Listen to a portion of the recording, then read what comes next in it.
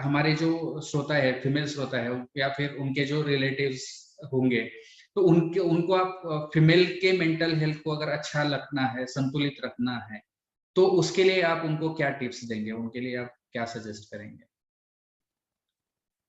तो यूजुअली मैं ये एक वुमेन रिलेटेड ही नहीं है, सिर्फ इन जनरल अगर आपको मेंटल हेल्थ अपना अच्छा रखना है तो मेरे ख्याल से ये 7 फैक्टर्स है जिसको मैं 7S बोलती हूँ। तो इट्स इजी टू रिमेम्बर।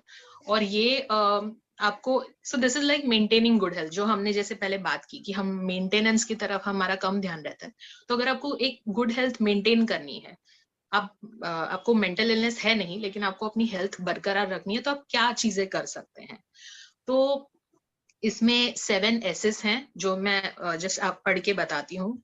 एक है सोशलाइजिंग, दूसरा है स्लोइंग डाउन, तीसरा है सेल्फ केयर, चौथा है सोमा, पांचवा है सोशल सर्विस, छठा है सेटिंग गोल्स और सातवां है सीकिंग हेल्प।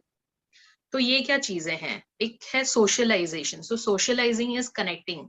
तो अपने दोस्तों से, परिवार से, या जो भी आपका सोशल सर्कल है उससे कनेक्टेड रहना, ये बहुत बड़ा फैक्टर है अपनी मेंटल हेल्थ को अच्छा रखने के लिए।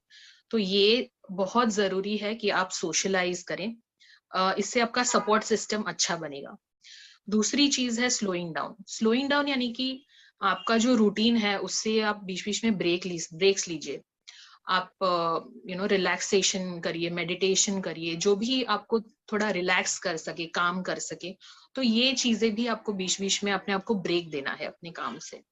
तीसरा चीज है सेल्फ केयर। तो self care is about being kind to yourself. तो आपकी देखभाल करिए, अपने आप के प्रति थोड़ा सिंपैथी दिखाइए कि हाँ, मैं जितना हो सके मैं कर रही हूँ या कर रहा हूँ। और जो आपको पसंद है वो चीजें जरूर करें। तो दिन में आप जैसे अगर आपको क्रिएटिव कुछ करना पसंद है या म्यूजिक सुनना पसंद है, तो ऐसी एक्टिविटीज को आप इंक्लूड करें अपने दिन भर में।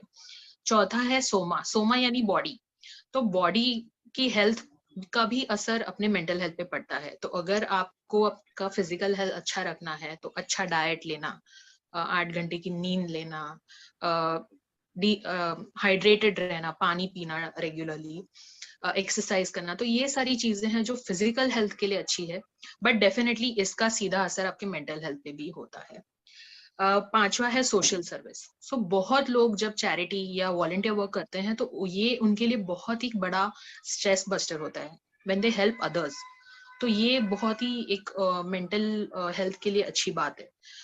छठा है सेटिंग गोल्स। तो अपने जीवन के आपके जो भी गोल्स है उनको क्लियर कट जितना आप रखेंगे, जितना आप प्रायोरिटाइज करेंगे, जितना आप अपने टाइम को शेड्यूल करेंगे, तो उतना आपको क्लियरली दिखाई देगा कि मुझे क्या अचीव करना है, और फिर आप उसके टूवर्ड्स काम कर सकते हैं। तो setting realistic goals.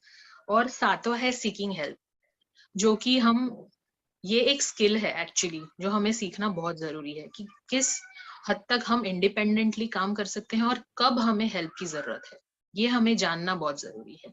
And seeking help एक कोई वीकनेस नहीं है, actually it is a sign of strength, क्योंकि आपको पता है कि मेरे लिमिटेशंस क्या है और इसके आगे मुझे हेल्प की जरूरत है, चाहे वो एक दोस्त की हो, चाहे वो एक साइकाइट्रिस्ट की हो, बट आपको ये पता होना चाहिए कि मुझे हेल्प की जरूरत है।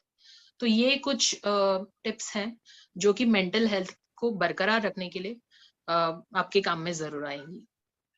डेफिनेटली मैं एक बार ये जो 7S है मैं रिपीट करता हूँ। Socializing, second is slowing down, third is self care, fourth is the soma यानी बॉडी, मतलब बॉडी के लिए जो भी अच्छा है, एक्सरसाइज, डाइट और स्लीप, तो वो करना है।